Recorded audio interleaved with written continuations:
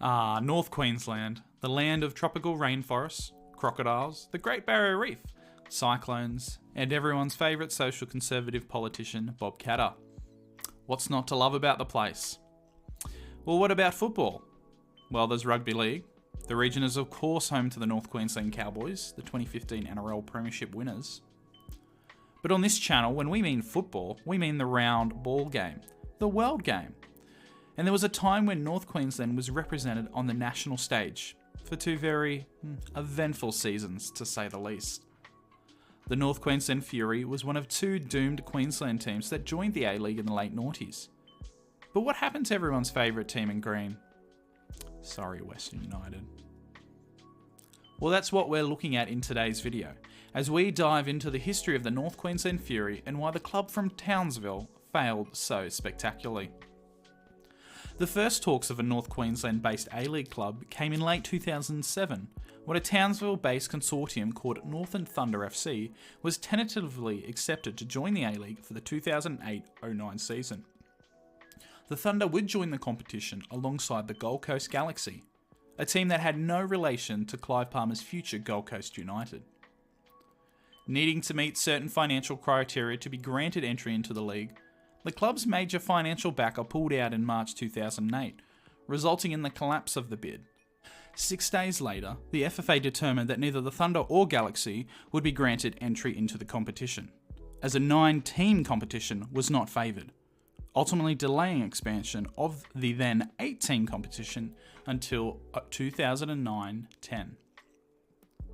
By June 2008, the FFA had received 10 bids for new A-League teams. The regions covered by the proposals were Western Sydney, Wollongong, Melbourne, the Gold Coast and Townsville. The Gold Coast and Townsville bidders were considered the leading bidders at the time, with the old Galaxy bid revived, but it was now going to head-to-head with a bid led by Australia's favourite failed politician, Clive Palmer. The FFA entered into exclusive negotiations with one of the two consortiums for a Townsville-based club, with one led by Melbourne businesswoman Melissa Fisher and the other by local businessman and golf developer Don Matheson. There were also 3 bids for a second Melbourne team, 2 from Western Sydney and 1 from Wollongong and the South Coast. By August 2008, it was confirmed that the FFA had gone with Matheson's bid and Palmer's Gold Coast bid. Rockhampton-based investor Mitch Burke was brought in an advisory role for the North Queensland club, but eventually became a financial contributor. The Fury were originally meant to be referred to as just North Queensland FC, but by November that year, the name Fury was added. Former Rangers star Ian Ferguson was announced as coach, while Socceroos centre-back and Newcastle Jets captain Jade North was the star signing. That was until the Fury was able to lure former Liverpool striker Robbie Fowler to Townsville in February 2009. At the time, he was arguably the highest profile player to have made the move to the A-League since Sydney FC signed Dwight Yorke in 2005. Rumoured to be earning as much as $1 million per year, then Townsville Bulletin editor Peter Gleeson believed Fowler's signing could galvanise the public behind the Fury. Gleeson is quoted in saying, "They may have been expecting 8 to 10,000 per game, but now I wouldn't be surprised if they get 15,000 to their home games now. I reckon he's worth an extra 5,000 people. He's going to put bums on seats." Things were looking good for the Fury. For now. On August 8, 2009, the Fury played its first game in the A-League, up against eventual champion Sydney FC in front of 8,897 fans. The visitors opened the scoring within 4 minutes after John Aloisi found the back of the net. And things got worse when Kofi Danning made it 2-0 before the half-hour mark. But not wanting to disappoint their home fans in their first ever game, the Fury struck back 4 minutes before the break, when Roston Griffiths scored the first Fury A-League goal. On the hour mark, star recruit Robbie Fowler struck from the penalty spot, and North Queensland had drawn level at 2-2. But it would be the Sky Blues that would have the last laugh, as Aloisi converted a penalty in the 73rd minute to win the match for the visitors 3-2. It was a rough start to the season for the Fury, winning just one of their first 11 matches, but that maiden win came after 6 games. Down at the Sydney Football Stadium in a rematch of the opening round clash, Fowler struck in the 54th minute to score the game's only goal as the Fury won 1-0. But it's what happened off the pitch just a month into the Fury's inaugural season that started to raise concerns. Rockhampton-based investor Mitch Burke cut ties with the Townsville-based club, leaving Matheson as the sole owner of the Fury.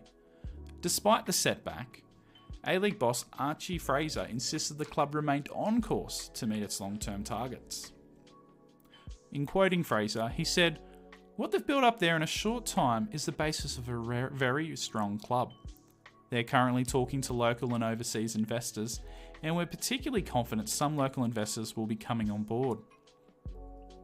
Despite the financial setback, the Fury picked up in October, going on a 5-game undefeated run, including 3 consecutive 1-1 draws and back-to-back wins over Perth Glory and fellow newcomers Gold Coast United. Looking to make a late charge towards the finals, the Fury won 3 of their last 7 and lost just 2, but it was the 1-1 draw with Brisbane Roar on January 23, 2010 that saw a major issue arise on the field. Star recruit Robbie Fowler was benched by coach Ian Ferguson, and the Liverpool legend didn't take to the news too kindly. He refused to play the game at all and watched the game from the stands as the Fury drew 1-1 with Brisbane. This came after Fowler had told the Daily Mail in the previous week that his wife was finding it tough adjusting to life in Townsville. I mean, it's understandable when you go from cold and miserable Merseyside to hot, humid Townsville. Fury's last game of the season was a 2-1 win over Gold Coast United, but it wasn't enough for the Townsville-based club to qualify for the finals, falling 2 points short of the top 6. By all reports, it was a decent debut season on the field for the Fury, and if they could keep a hold of Fowler and turn his mood around, there was promise heading into the 2010-11 season. But less than a month after the end of the season, reports surfaced suggesting that Matheson, Fury's sole investor, was out of capital after spending $2.5 million in the inaugural season. There were also suggestions that the club was unable to pay Stadiums Queensland, the authority administrating the Fury's home ground in Townsville, the $400,000 rent they had accrued during home games that season. But Don Matheson provided assurance to fans worried about North Queensland not taking part in the A-League next season. He said despite the challenges, he would not desert the club before the start of the season.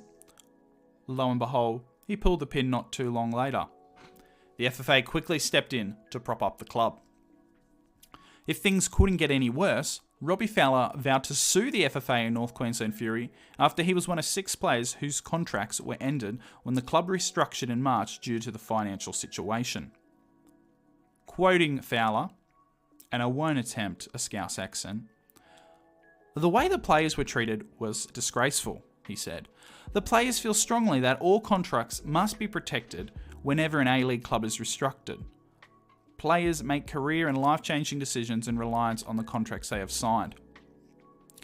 Fowler ultimately made the switch to the Perth Glory for the 2010-11 season, with a host of talent including Roston Griffiths, Jeremy Brockie, Shane Stefanuto, Matt Smith and Osama Malik all leaving the club as well. Head coach Ian Ferguson also left, heading west with Fowler to the Glory as the assistant coach. What a hell of a debut season for the Fury. Season 2, if they could play in it, wasn't shaping up to be a whole lot better. While the FFA would prop up the Fury for its second season, the FFA made it clear that they weren't keen on propping up the Fury for long, and that a new owner or a community-owned model had to be sorted for the club's future to be secured. The club would need $1.5 million capital to ensure at least another season in 2011-12.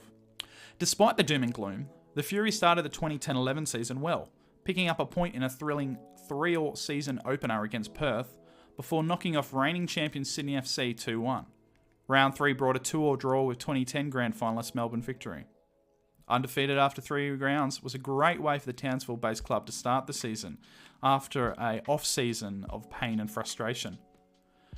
But the wheels soon fell off, and things began to look really bleak for the Fury in December 2010, when Australia's bid to host the 2022 FIFA World Cup failed so spectacularly.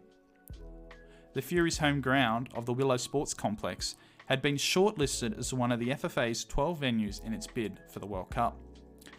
While the FFA has never confirmed it, it was widely speculated that the Fury's inclusion into the A-League was a political move to put pressure on local, state and federal governments to fund an upgrade of the Townsville Stadium, if the World Cup bid was successful. Both Fury CEO Rabia Cream and A-League CEO Lyle Gorman denied Australia missing out on the World Cup would impact the Fury's longevity in the competition. But the Fury's performances on the pitch were pretty woeful. After being undefeated after the opening 3 rounds, the Fury won just 3 of their remaining 27 games. After defeating reigning champions Sydney FC 2-1 on December 15, a result that was ultimately the club's last ever win in the A-League, the Fury went on an 11-game losing streak that would last until the end of the season. That run of form including an embarrassing 8-1 loss to Adelaide United in January, with Marcos Flores and Sergio Van Dijk both scoring hat-tricks for the Reds. It was a result so bad that it even has its own dedicated Wikipedia page. Fury's best attendance in the last 11 games was 5,107 for a 1-1 draw with Wellington, the Fury's only game they didn't lose during the run. The Fury's last home game of the 2010-11 season wasn't even played in Townsville, moved to Robina Stadium on the Gold Coast due to the impact of Cyclone Yazi. Played in front of just 1,003 fans, the Fury lost to the Roar 2-1. Their final ever game was across the ditch at Wellington on February 13, 2011, with Brett Studman scoring the only goal for the Fury in a 3-1 defeat. Just over a fortnight later, the FFA announced the news all Fury fans feared and likely expected. The North Queensland Fury would be axed from the A-League after just 2 seasons. Of the $1.5 million capital required to secure another season, only $300,000 had been raised by the local community. FFA boss Ben Buckley broke the news to the Fury and said he believed cutting the Townsville-based club would strengthen the A-League. He said the FFA had been funding the Fury in excess of $2 million, which had, quoting him, reduced the capacity to invest in the A-League as a whole. The Fury had never truly recovered from Matheson's withdrawal of funds, and the A-League's foray into North Queensland was officially over. But not content to stay dead, the Fury were revived in October 2012, being one of 12 clubs selected for the new Queensland State League from 2013. The club was rebranded from North Queensland Fury to Northern Fury, but would keep the same logo. But that lasted until 2018, when the Fury changed its name to North Queensland United and changed the colours of green and white that they played in to the region's traditional colours of blue, red and gold. But at the end of the 2018 campaign and 6 seasons in the Queensland-wide competition, the club folded once again. In a statement released in August of that year, the Fury said it would hand back its licence effective immediately. However, the club didn't really give any proper reason for its decision. But media reports suggested that the cost of State League football proved a concern for the Fury and other regional clubs. Then Football Queensland CEO Richard Griffiths said regional teams had an issue of ensuring their sustainability in a statewide competition, something that is still the case to this very day. Well, that concludes today's video. Thank you so much for watching or listening to this video. Hit the like button if you enjoyed it, and I sure hope you did. Let me know in the comments what you'd like to hear about, and please do consider subscribing to the channel. It really helps a lot.